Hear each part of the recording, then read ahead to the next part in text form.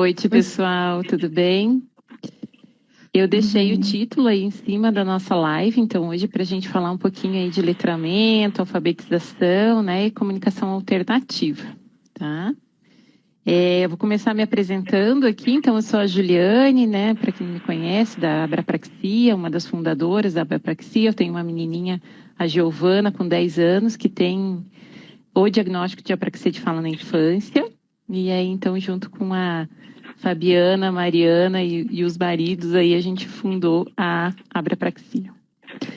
E temos essa parceria aqui, né, com o Comunicateia, com a Isaac Brasil, com o Angemo Brasil, e eu vou pedir para cada uma se apresentar um pouquinho aí, começando pela Roseli, da Isaac, né? Roseli, se puder falar um pouquinho de você. Boa noite, é um prazer estar aqui com vocês, né, representando hoje a Isaac Brasil. Eu sou fonoaudióloga, tenho uma experiência bem grande, né, com a comunicação alternativa, e a escrita, para mim, é alguma coisa que é bem cara, né. Eu faço parte do comitê científico da Isaac Brasil, né, sou doutora em linguística, e é isso. Legal, obrigada, Roseli, por estar representando, né? A gente está com a Isaac sempre tendo representantes diferentes aí lembrando que é um ciclo, né, de lives que a gente tem, então a gente está na 6ª live e está quase terminando, né, esse nosso projeto. Então no próximo mês a gente vai ter a 7ª live, que é sobre comunicação alternativa com adultos e adolescentes. E agora, Renata Bonotto, se eu pudesse apresentar um pouquinho, falar aí da sua experiência. Ok, então aqui hoje eu estou representando o Comunicateia, né, mas eu sou Renata Bonotto. O que me trouxe para essa área também é o meu filho, que, enfim, tem 14 anos, e, enfim, estamos às voltas também, então, com essa temática, a comunicação alternativa, inicialmente, né, mas também com a temática, né, do letramento, da alfabetização, né, e, enfim, acho que é um pouquinho isso, o pessoal acho que já me conhece. Legal. Obrigada, Rê. Carol, puder falar um pouquinho? Carol, ela está travando um pouquinho para mim, não sei se para vocês também, meninas. Também, né? Esquisita, continua. A Carol, ela pediu para entrar de novo. Vamos ver se legal. esperar um pouquinho. Para mim estabilizou agora, Carol, acho que agora estabilizou. Se puder falar. Vocês estão me ouvindo? Estão me ouvindo direitinho? Sim. Então, vamos lá. Sou Carol, acho que todo mundo já me conhece, eu estou desde a primeira live, né? Carol Aguiar, sou presidente da Angemo Brasil. Também sou membro da Isaac Brasil, do Conselho Científico da Isaac Brasil. Sou mãe da Eliora, que tem síndrome de Angelman, né? E uma das comorbidades da síndrome de Angelman é a apraxia de fala, apraxia severa. E estamos aí para falar hoje sobre letramento, alfabetização, né? E letramento de pessoas com necessidades complexas de comunicação que usam comunicação alternativa. Legal. Obrigada, Carol. Então tá bom, a gente tem umas perguntinhas, né, que chegaram aqui pra gente, outras aqui discutindo, a gente achou que era um tema importante para colocar. Deixa eu aqui.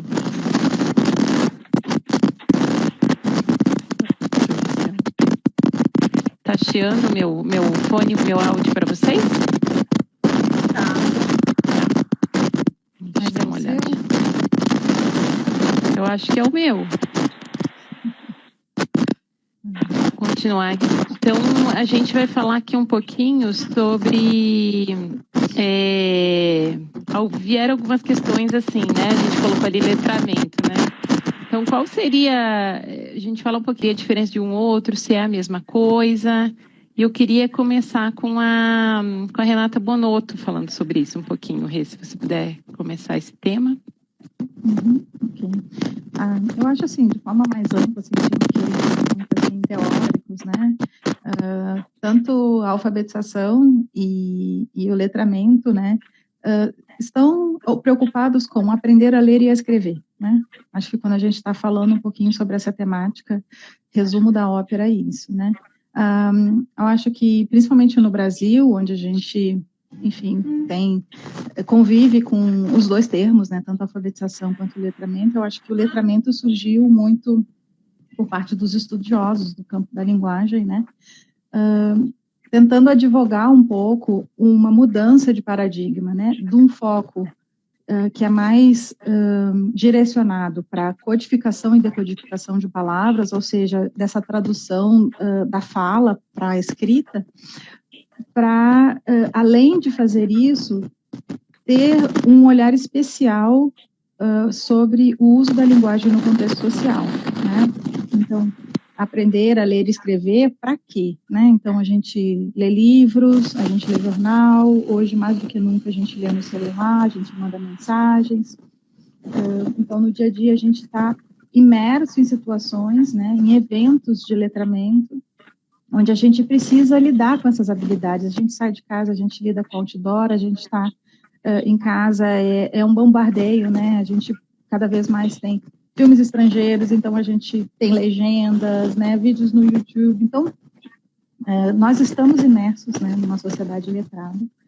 E aí a alfabetização, o letramento principalmente, não tá apenas comprometido com alguém que saiba ler palavras isoladas, mas que esse uso da linguagem, aí, tanto do código escrito, quanto do texto escrito também, possa, né, estar de forma mais contextualizada e amarrada, né, no dia a dia, no cotidiano da pessoa. Eu acho que é um pouquinho essa diferença que a gente, às vezes, tenta estabelecer quando diferencia alfabetização e letramento, sendo que letramento é uma coisa mais profunda e mais conectada com o uso social mesmo. E eu acho que é o seu fone, talvez, que esteja, porque eu tirei o meu, e eu só não... e eu acho que é o seu mesmo.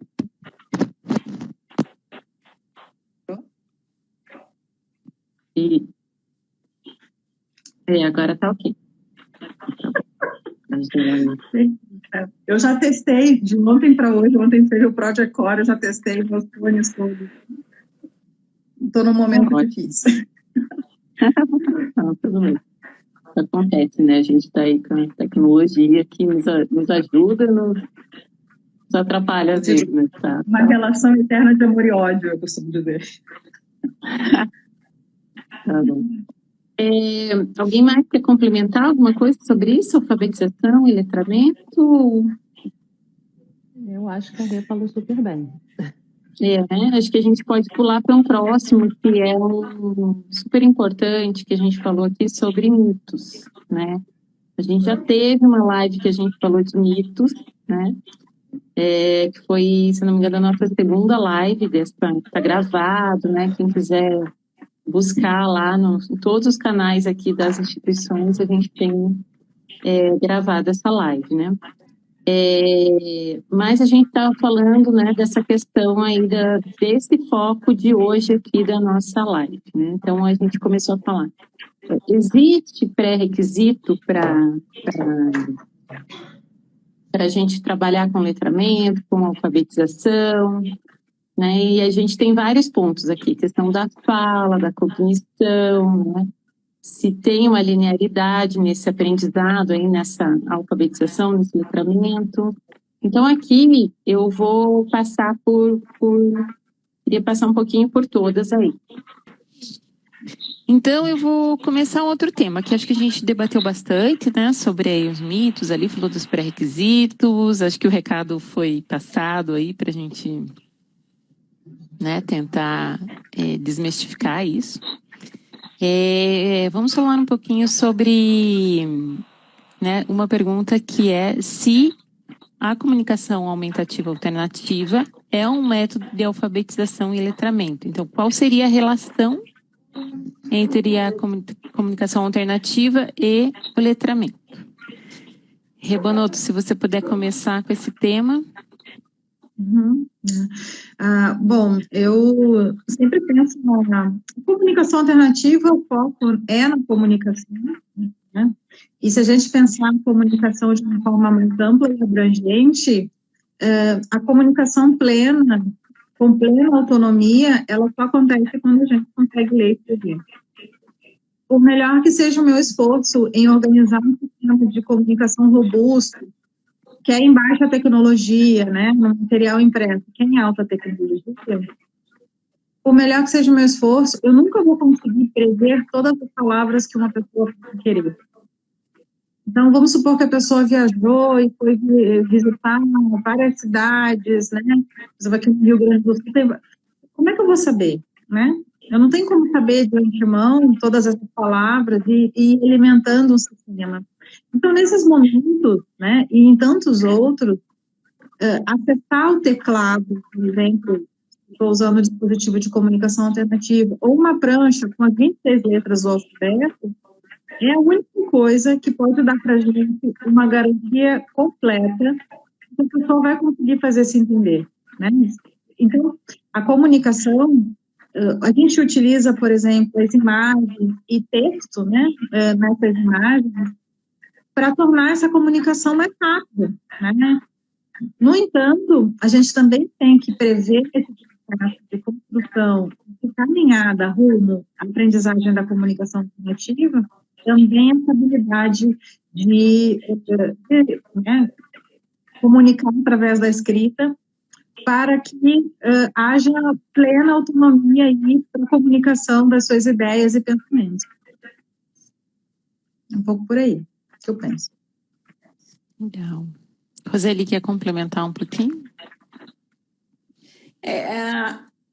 Falando assim em método, né, na verdade nem os sistemas de comunicação, eles são métodos, né, a gente nem pode chamar de métodos, né, porque no meu ponto de vista, assim, até o Von Tettner, não sei se vocês conhecem, ele diz, né, que não tem nenhum sistema que é melhor que o outro, nada disso, né, mas a comunicação alternativa, os sistemas de comunicação alternativas não são métodos, porque você precisa de uma teoria, né, de linguagem. Nós, como fonoaudiólogos, né, a gente precisa de uma teoria de linguagem para poder trabalhar mesmo, fundamentar o nosso trabalho, a nossa avaliação, a nossa sugestão, né, escolha de um sistema, né, para aquela determinada criança, para aquela determinada pessoa, né.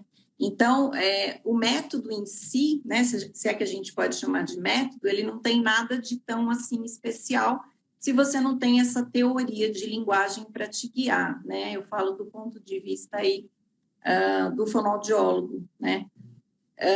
Então, a gente não pode chamar de método, né, de alfabetização, muito menos, porque, na verdade, é como a Renata falou, os sistemas de comunicação, eles ficam para a comunicação, né? E o ideal mesmo, esse fim último, se a gente pode dizer assim, é chegar mesmo a uma escrita, né? Então, a gente não pode dizer que eles são métodos de alfabetização, nada disso. Certo. E, Carol, você pode continuar esse tema que a gente já emendar ali, né? O quão importante, né, frisar, né, essa questão aí que você tanto fala e todo mundo aqui fala sobre essa comunicação plena, né, com uma autonomia plena com a alfabetização e o letramento. Então, se você puder falar um pouquinho disso com a gente. Vocês estão me ouvindo? Eu estou vendo que a Ju está rodando para mim. Estão me ouvindo? Então, a Renata pontuou muito bem, né, que enquanto a gente tem um sistema de comunicação alternativa que usa símbolos ou que use frases, palavras já montadas, né, é a gente que escolhe o que está dentro daquele sistema. E não tem sistema robusto que dê conta de um vocabulário completo, né, de tudo que uma pessoa possa querer falar, né? Então, para a gente realmente dar autonomia para um indivíduo se comunicar, né, o que a gente chama de comunicação ilimitada, né? Chegar nessa comunicação ilimitada, onde ele fala o que ele quer, sem depender do outro escolher o que está dentro do sistema dele, é só através do letramento, né? É através desse indivíduo estar alfabetizado, podendo criar, compor as suas palavras, escrever com propósito, né? E escrever o que ele quer. Então, eu acho que é muito importante, né? A comunicação alternativa não é um método de alfabetização, mas a gente sabe que dentro do ambiente escolar a resposta é inerente ao ambiente escolar, para a gente saber o que esse indivíduo está aprendendo. Então, a gente precisa de uma comunicação alternativa, estabelecer uma comunicação alternativa nesse processo de alfabetização. Mas eu gosto muito de uma frase, eu já perguntei isso para Karen Erickson, né? Então, a doutora Karen Erickson, que é uma das maiores estudiosas aí do letramento da pessoa com necessidade complexa de comunicação, ela é muito clara quando ela fala que quando a gente está focando em letramento, o que a gente usa são letras, né? Eu acho que é muito importante a gente explicar isso aqui. A gente precisa, sim, dos símbolos para se comunicar nesse processo, para entender o que esse indivíduo está aprendendo, mas letramento é letra e comunicação é o símbolo, né? Então, assim, símbolos ficam só na comunicação e tentar não misturar as duas coisas. A gente não alfabetiza com símbolo, né? A gente alfabetiza com as 26 letras do alfabeto, né? Mas é importantíssimo que uma criança que não fale, ela tenha uma forma de se comunicar para a gente acessar esse conhecimento, né? Porque, até voltando lá, né, que eu travei naquela hora que eu estava falando da questão da cognição, né? Como é que a gente avalia a cognição de alguém que não tem uma forma de se expressar, né? Então, assim, é muito fácil a gente olhar para uma criança que não fala e dizer, essa criança tem um cognitivo muito impactado, ela tem uma deficiência cognitiva muito severa, mas como é que a gente sabe isso se ela não tem como se expressar, né? Então, a comunicação alternativa é determinante, né, para a gente, então, conseguir acessar o que essa criança está aprendendo, né? E para a gente chegar nessa autonomia plena de comunicação, né, só mesmo através do letramento. Senão a gente ainda depende do que os outros escolhem para estar dentro do nosso sistema. Ju, eu estou dando uma olhada aqui nos comentários, uma pessoa fez um comentário, consciência fonológica, tem pré-requisitos para alfabetização, né? Então, acho que é importante a gente esclarecer que o fato de uma pessoa falar não significa que ela não está lidando com consciência fonológica, entende? E nem que ela, enfim, se é uma pessoa que ouve, né? Por exemplo, no caso, você pode não falar, mas você está ouvindo, né? E a consciência fonológica, ela também vem pelo ouvir, né? Então, não dá para dizer que é por causa disso que é um pré-requisito, né? O que eu percebo quando as pessoas vão falar sobre pré-requisitos, se você olhar de forma retrospectiva os estudos, como é que esses estudos foram organizados? Eles fizeram um acompanhamento de crianças com desenvolvimento típico e, portanto, não tem comprometimento da fala. E aí eles mapearam esse caminhar que essas crianças, né, que não estão privadas da oralidade fazem e estruturaram isso e nomearam como pré-requisitos. Por quê? Na observação do desenvolvimento, uma coisa foi acontecendo e depois veio outra, e depois veio outra, e depois veio outra. Então, eles usam a palavra pré-requisitos como se uma coisa estivesse acontecendo mesmo. Hoje, eu acho que a palavra pré-requisito é extremamente problemática, né? Então, no Comunicatei até, a gente tem, assim, um problema gravíssimo, né? A gente odeia essa palavra, porque a central é a palavra utilizada como uma desculpa para eu parar. Então, eu não ensino mais algumas coisas, eu não sigo, né? Então, assim, a gente pode dizer que no desenvolvimento de uma criança típica, e consciência fonológica, rima, são antecedentes para essa criança. Mas a gente não pode dizer que pré-requisito é uma condição que se você não preenche, a outra posterior não acontece. E não é isso que a gente vê na prática, entende? Então, acho que é muito importante as pessoas entenderem essa diferenciação e ressignificarem o uso do termo pré-requisito para qualquer coisa que envolva a pessoa com deficiência hoje, né? E a gente pode ir além, fazer um exercício de há cada vez mais pessoas com deficiência mostrando o seu potencial, principalmente com o apoio da tecnologia. Comunicação alternativa está debaixo desse grande guarda-chuva que é a tecnologia assistiva. Então, assim, a gente está precisando repensar muitas coisas, né? Quem vem de uma prática de muito tempo, se abra para isso, né? porque cada vez mais a gente está vendo casos concretos, pessoas de carne e osso que estão aprendendo, que estão fazendo, e que estão cada vez mais surpreendendo a gente, desbancando uma série de coisas que a gente costumava crer e que hoje não estão mais se sustentando, né? Legal. Tem uma pergunta aqui também.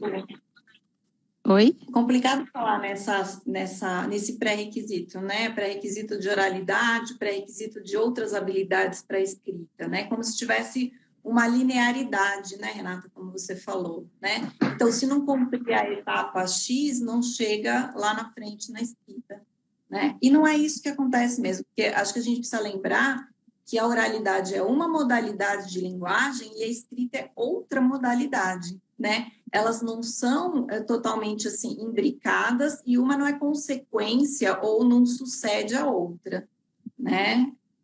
Então, elas são modalidades diferentes. É importante isso, né? Aqui tem uma pergunta. No caso do início da implementação de um sistema de comunicação alternativa para uma criança de 8, 9 anos, pode-se iniciar junto o processo de letramento? Acho que a gente já sabe a resposta, né? Mas... Não só pode, como deve, né? Uhum. Com certeza, acho que é... Eu acho que a gente tem que pensar no processo de letramento, gente, que o processo de letramento ele começa ainda quando o bebê está na barriga, né? Tem mãe que lê para o seu bebê dentro da barriga, e tem estudos que mostram que o bebê reconhece a voz da mãe, a mudança na voz da mãe quando ela está lendo um livro, né? Então, assim, o processo de letramento ele vem muito antes da criança realmente. Aí quando fala assim, a consciência fonológica é um pré-requisito, eu acho que ela é parte desse processo de letramento que vai culminar quando essa criança, né, começa a ler e escrever de forma independente, com função, com propósito, né? Mas faz parte desse processo todo, né? Eu acho que a gente tem que estar expondo os nossos filhos às letras e ao mundo da prensa, né? Da letra e do texto impresso o tempo todo, né? Uhum, isso aí. Aqui a gente tinha um outro tópico que era, mas acho que a gente já falou bastante, né? Que a comunicação alternativa, aumentativa, ela não usa somente imagens, né? Ela é pode ser uma combinação da escrita com o uso de imagem, correto? Uhum. Acho que a gente, não sei se vocês querem. Ontem a gente estava até fazendo, a gente está num programa que chama Project 4, né? E ontem a gente estava tratando sobre um conceito bem importante para a gente, que é símbolo, né? Então, a linguagem, ela é essencialmente representacional, né? Então, qualquer palavra que eu use no celular, se eu falo a palavra, se eu escrevo a palavra, então a palavra falada, a palavra escrita, são formas de representar algo, né? Algo do mundo. Então, a comunicação alternativa, a gente costuma dizer, né, que é um sistema integrado de símbolos, recursos, técnicas e estratégias, né? Então, a gente sempre precisa de um símbolo para usar a comunicação alternativa. Em algum momento, esse símbolo vai ser um input visual, vai ser um input auditivo, ou auditivo, ou e outro, né? Então, há dispositivos eletrônicos para a comunicação alternativa que se baseiam exclusivamente em texto e fala. Então, quem está alfabetizado nem passa necessariamente pelas imagens, né?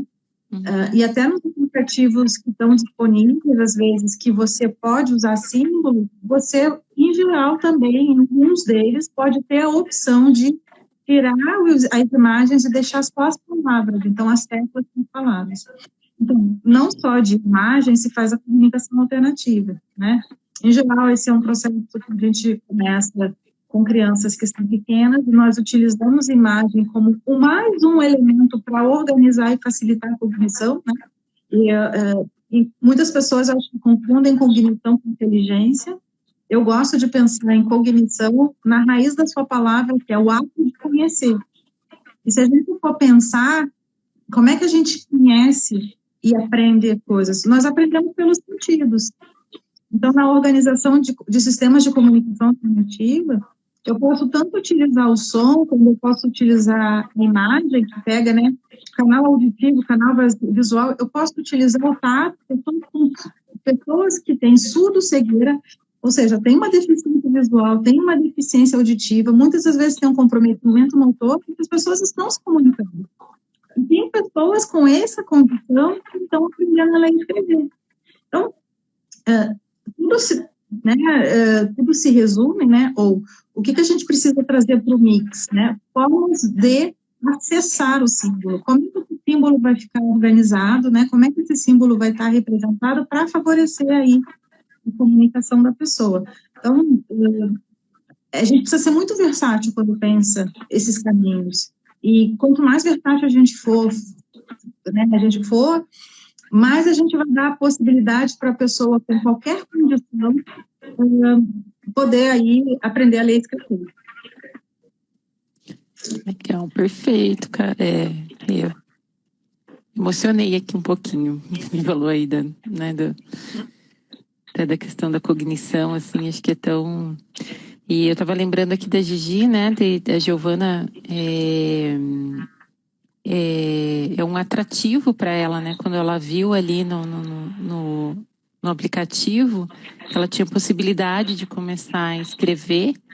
Então, um atrativo, assim, para ela, dela tentar cada vez mais, sabe? Porque ela vê que é um mundo bem maior mesmo, né? Para ela, né? Porque ela já começa a escrever alguma coisa, aparece algumas alternativas, então é bem interessante isso que eu consegui ver em casa, assim, né? Essa ajuda, esse incentivo, né, para a criança dela entender também, né, a importância dela buscar realmente aprender a ler aí e tal. Roseli, você contou ontem um pouquinho na nossa conversa sobre um exemplo lá bem bacana, né, que você teve no ambiente escolar. Se você puder contar aqui um pouquinho para a gente. Então, é uma experiência que eu tive, assim, numa escola clínica integrada, né, que a gente pode chamar, assim, de atividade mesmo de letramento, né, que foi, assim, a gente propôs lá uma agência de propaganda, né, então, com algumas pessoas, crianças e adolescentes, cada um na sua condição, né, de relação com a escrita e com símbolos, né, não falantes, na maioria, poucos falantes aí. Então, a gente juntou ali eu propus, né, que se ficassem 2 turmas juntas, né? E eu vi, assim, que essas crianças, o que me chamou a atenção foi que elas muitas vezes não compreendiam muito bem, né, essas mensagens que vêm nas propagandas, né? Então, explorar um pouco mais essa coisa do sentido que está por trás de uma propaganda e tudo mais. E daí nasceu a nossa agência de propaganda, né? E a gente tinha até uma das crianças que gostavam muito de matemática, que fazia o preço lá da propaganda, né? E oferecemos esse serviço para os pais e para os terapeutas da instituição, né?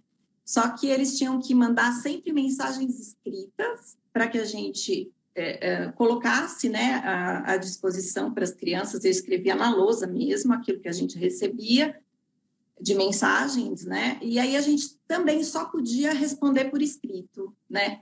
E para confeccionar os nossos textos, eu sempre trabalhei muito assim com texto sobre texto, né?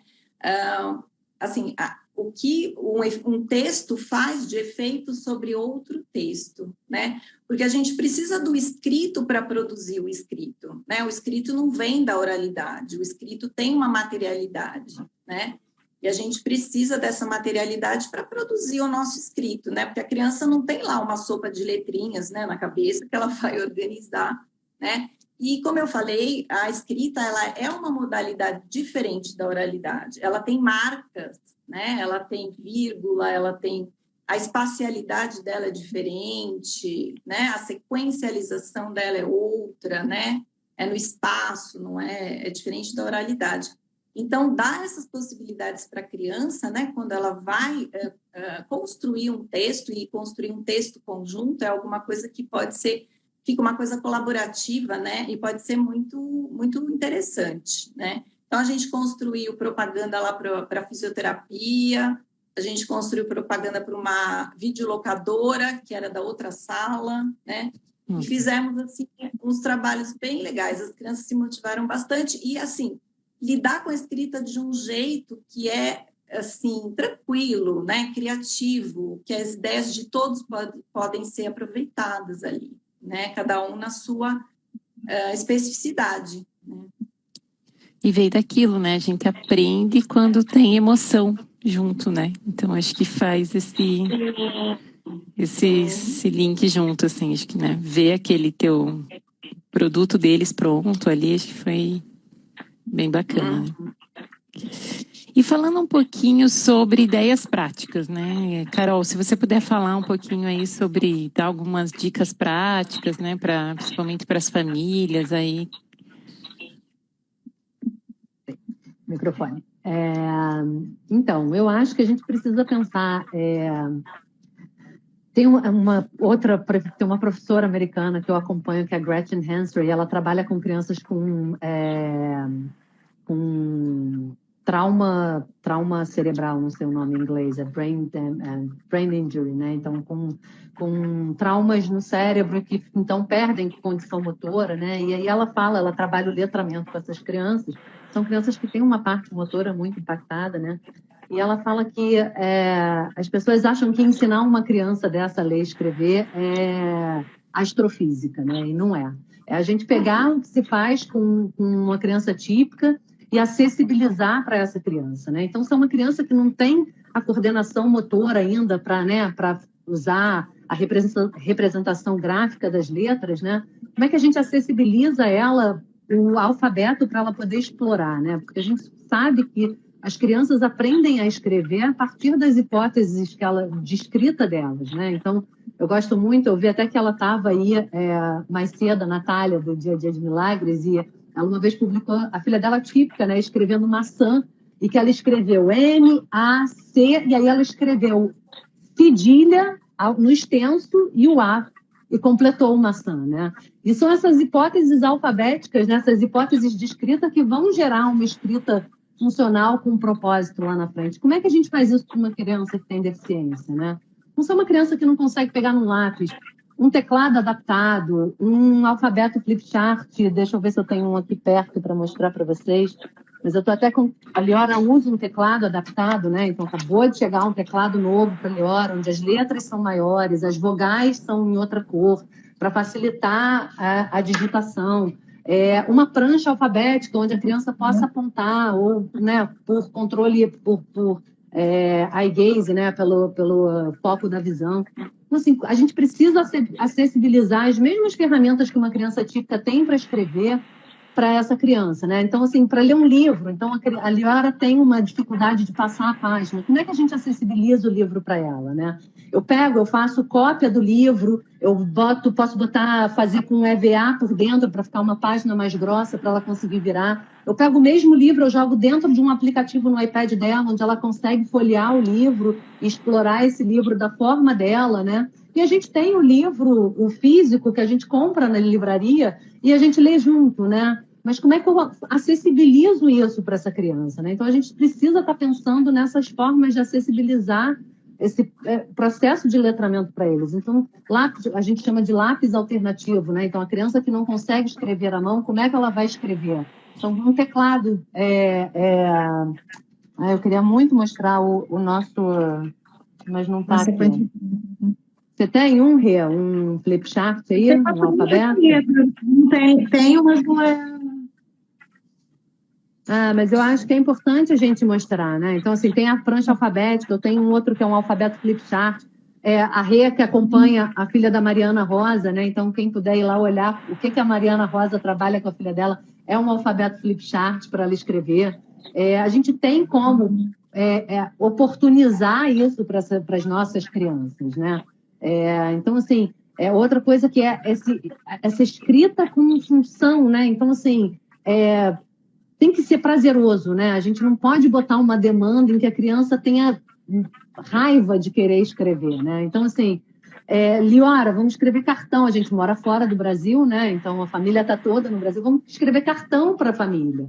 né? Então, é uma coisa que dá prazer para a Liora sentar e escrever um cartão para a avó, escrever um cartão para o primo, né? A gente tá trabalhando a escrita dela, mas de uma forma que é prazerosa para ela, né?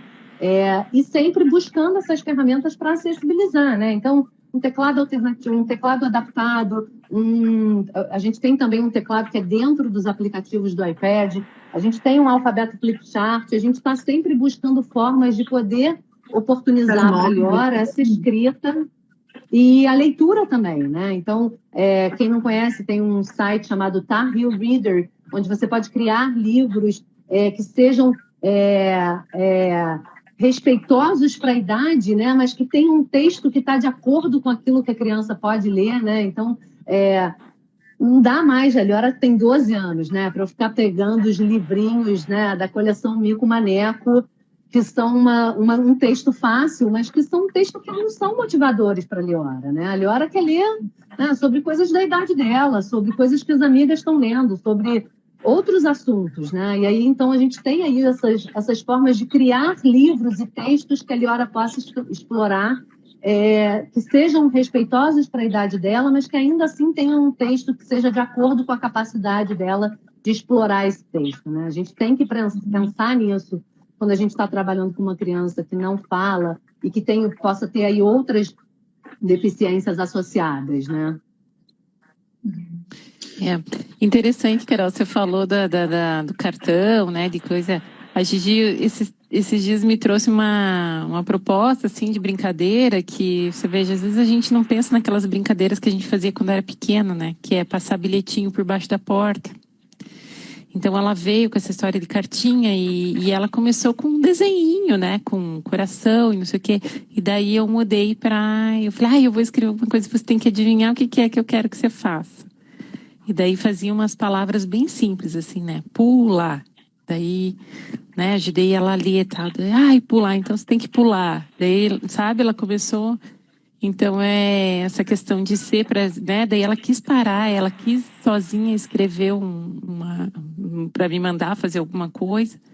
Então, realmente, quando tem, assim, né, o prazer de fazer, né, como a motivação, é legal. Você ia falar alguma coisa?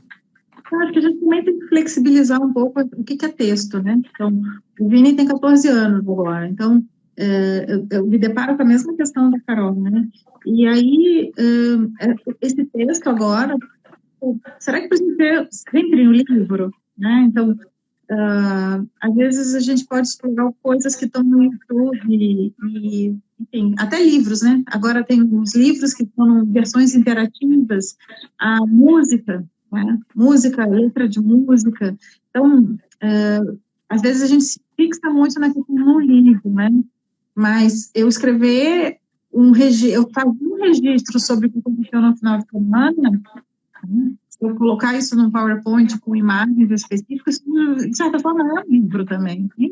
Então, acho que uma coisa que eu tenho tentado também flexibilizar é essa ideia de que tem que ter aquele livro, aquela imagem canônica que a gente tem, né, de tantas páginas, né? Então, assim, flexibilizar isso. E aí, esses outros caminhos, né, de buscar experiências específicas, narrar eventos que aconteceram, registrar isso, né, com fotos e texto, isso acaba são outras possibilidades de experienciar, né, de experimentar e lidar com escritas variadas, né, e significativas também. Certo. A Rediniz falou aqui, lista do supermercado, né, receita, escolher uma receita convite bem, de aniversário. né? Convite de aniversário, né? Pegar as coisas que vão motivar eles, né? Sim, bem legal. Com certeza. O que mais que a gente não cobriu aqui do nosso... Eu tomei a liberdade de a gente passar um pouquinho aqui das 10, porque o Instagram sacaneou a gente aí, né? Derrubou a gente e demoramos para voltar, então nos aguentem mais um pouquinho, que a gente já libera todo mundo na live.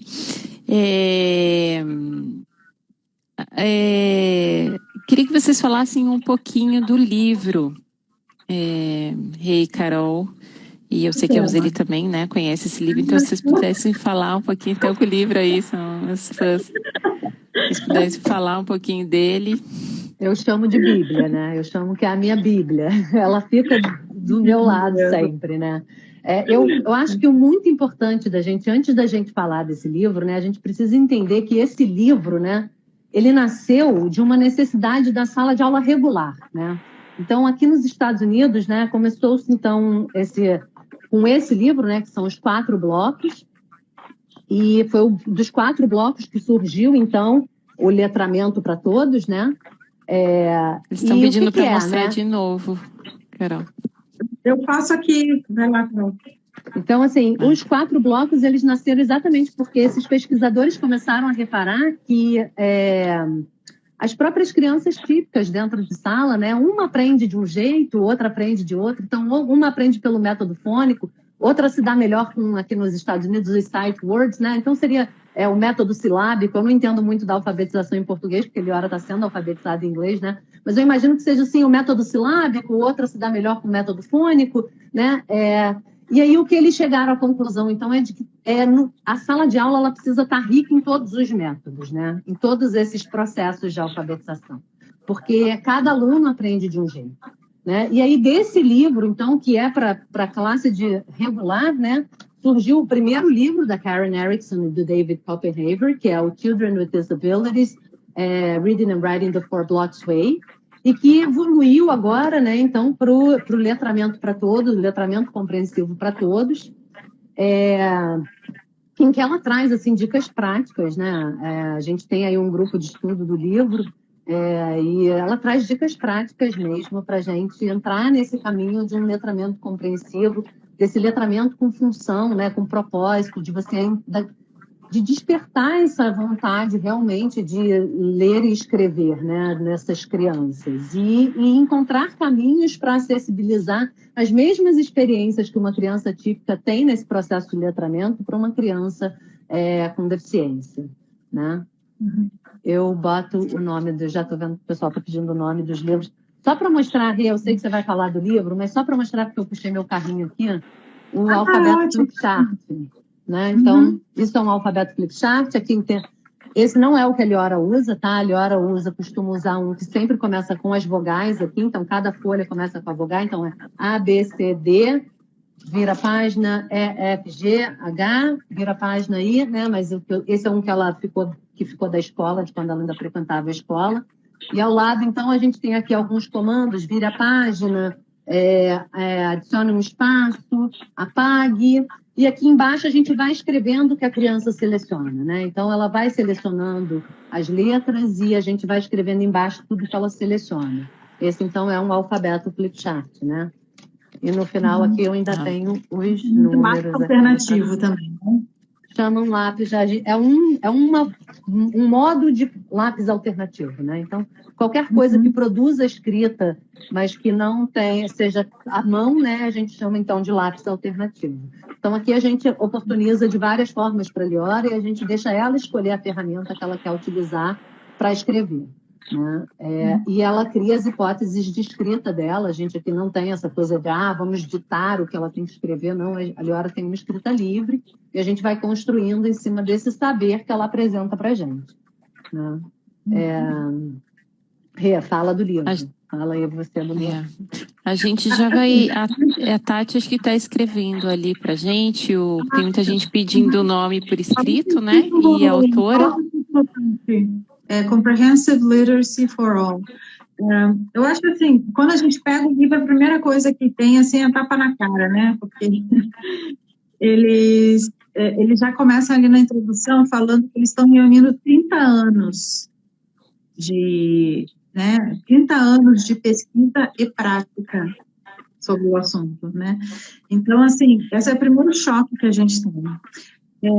Eu comentei antes que talvez uma das coisas que tenha me trazido para a área da comunicação alternativa foi quando, né, de ver que havia pessoas autistas que estavam se comunicando pela escrita, estavam mostrando todo o seu potencial, pessoas que ninguém estava dando nada por elas, pelo contrário, né?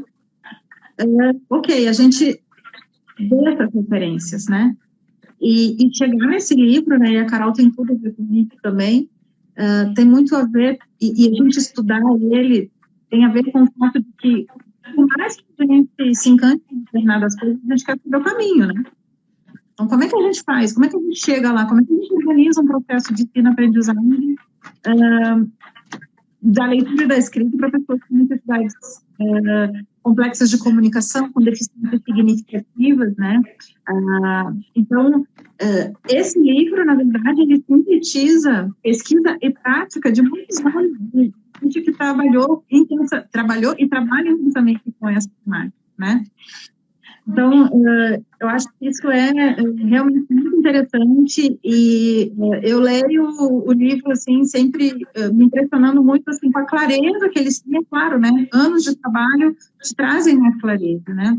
Então, eles pegam o tema do letramento, eles problematizam o fato de que pessoas com necessidades significativas, elas às vezes não, em geral, não vão acessar as mesmas, não estão acessando as mesmas oportunidades que as crianças com desenvolvimento. E, portanto, a gente precisa estar atento a isso, né? Então, às vezes, a criança entra na escola com 6 anos, a gente quer colocar ela num processo de letramento convencional, mas toda essa parte de letramento emergente ainda não está consolidada. Ele nos ajuda a ter essa clareza também. Ser um leitor e um escritor emergente, ser um leitor que já está preparado, por exemplo, para ingressar, por exemplo, num letramento mais convencional, né? E todos esses componentes também, né? Eu observo que no Brasil, tudo que eu ouço, e a maioria das pessoas estão preocupadas com consciência fonológica, né? Consciência fonológica é a grande debate. De fato, a consciência fonológica é importante. Mas ele fala, por exemplo, o letramento emergente, a gente trazer essa criança com deficiência, com experiências e vivências desse letramento de forma consistente, passa por 6 áreas, né? Consciência fonológica é um deles, mas conhecer o alfabeto também é importante. Se engajar em processos de leitura compartilhada e leitura independente também é importante. Escrita compartilhada e escrita independente. Então, quando olho o sistema educacional nosso, o que eu vejo, inclusive para crianças com desenvolvimento típico, é que se desconsidera, por exemplo, né, a maioria das crianças que estão aprendendo a ler e escrever nos programas, você não tem um componente de leitura compartilhada e muito menos de leitura independente. Na maioria, né, que eu conheço. Muitas vezes esse programa, né, para aprender, para ensinar a ler e escrever, não inclui escrita. Ou se inclui escrita, às vezes ela com cópia, e aí aqui ele traz muito desmistifica, porque copiar é uma coisa que você escrever de forma contextualizada, né? Bom, que dirá o escrito independente, né? Então, também te ajuda a você pensar em todos esses componentes que são muito importantes para a construção desse processo aí de ensinar a ler e escrever, e muitas dicas práticas de como fazer isso, de como integrar isso no processo mais organizado e estruturado de ensino na escola, ou, né, principalmente na escola, né, que é o chão deles. Então, assim, realmente tem sido um material que a gente tem recorrido para trazer um pouquinho mais de concretude para esse entendimento, porque todas as pessoas podem aprender a escrever, como que a gente faz isso, né? Então, ele é uma excelente referência para isso. Muito bom. Bom, meninas, agora já é 10h15, então eu vou fazer uma rodada aqui com cada uma, né? Se vocês quiserem passar qualquer recado, complementar qualquer coisa que vocês acharam que a gente não falou aqui, que seria importante. Lembrar aí que a gente tem vários eventos aqui de cada instituição acontecendo aí nos próximos meses, né? Ou no próximo mês também. Então, se vocês quiserem falar um pouquinho, eu vou dar uma passada. Vou começar com a Carol. Carol, se você puder fazer um round table aí. Tá sem som, Carol. Falhou um pouquinho para mim. Você falou para a gente dar uma passada aqui. É para a gente Seu fazer um áudio audit table, né? Se a gente esqueceu de falar alguma coisa aqui, ou se a gente quiser dar um lembrete, lembrar o pessoal dos eventos aí de cada instituição que vocês então estão vamos lá. envolvidas. Então vamos lá. Que a gente vai Primeiro, abordar assim, esses temas, né? a gente podia ficar aqui mais 5 dias só falando sobre alfabetização e Podia. letramento, né? Eu acho que as possibilidades são infinitas. Eu acho que a gente precisa ter esse olhar de presumir potencial, né? E a gente volta mais uma vez nessa questão de presumir potencial, né? De que todo mundo pode aprender, não importa a sua condição, a sua deficiência, todo mundo pode aprender desde que tenha acesso e oportunidade, né? Quanto aos eventos, acho que a Rê vai falar dos eventos do Comunicateia, mas fiquem ligados. Eu vou estar participando da conferência da Abrapraxia e vou estar falando também no evento da Isaac. Então, a gente tem aí eventos do Comunicateia no dia 2, dia 16, Isaac no dia 29 e 30 de outubro e Abrapraxia no início de novembro. E no final de novembro, a gente está tentando alinhar aí também um workshop com uma professora de educação especial australiana para falar de letramento de pessoas com necessidades complexas de comunicação, né? Então, eu espero que aí nas próximas 2 semanas a gente tenha novidades e já esteja lançando aí as inscrições para esse evento. Cara, eu acho que é isso. Presumam potencial. Eu acho que todo mundo pode aprender a ler e escrever. Pode demorar muito tempo, então comece logo, né? Porque eu acho que tem que ser o nosso objetivo, assim, lá no fim do túnel. A gente tem que trabalhar a comunicação alternativa, tem que trabalhar, tem que ter uma comunicação alternativa aí para dar suporte nesse processo de letramento, mas eu acho que o nosso objetivo final sempre tem que ser o letramento desses indivíduos para que eles sejam indivíduos autônomos na sua plenitude, né? Acho que o meu recado é esse. Legal, obrigada, Carol. Roseli? Eu queria complementar um pouquinho aí o que a Renata estava falando sobre as práticas, né, de alfabetização e letramento, e, assim, fazer o meu comercial também, porque eu acho que a gente tem que valorizar as coisas que a gente tem aqui também, né? Então, vai parecer assim um pouco, mas eu gostaria de indicar para as pessoas, realmente, assim, eu comecei a trabalhar com comunicação alternativa há 36 anos. Já me revelei aqui. E, assim, o meu mestrado, ele é um trabalho, né, com o BLIS e com o último dado lá com escrita, com uma criança, né? E eu acho que, assim, indico para as pessoas que quiserem um pouco, né, ler um pouco sobre esse exercício aí, né, da criança estar produzindo a escrita, e, assim, uma criança que não fala, uma criança que tem... assim, que com toda a dificuldade neuromotora, escreve aos 7 anos, como qualquer outra criança, e sem nenhuma patologia, né, de escrita. E aí, assim, esse é o meu trabalho de mestrado, que é do começo, aí tem acho que 20, de 99, né? E agora, o meu trabalho de pós-doc também foi com essa mesma criança, que ela foi introduzida à leitura de textos, né, para poder escrever, né? A professora tinha uma queixa de que ela não conseguia ler, então eu sempre, assim, trabalho partindo de trabalhos acadêmicos, né, da linha teórica que eu sigo. Então, a partir de textos, leitura a partir de textos. Parece uma coisa, assim, muito complicada, mas não é, né?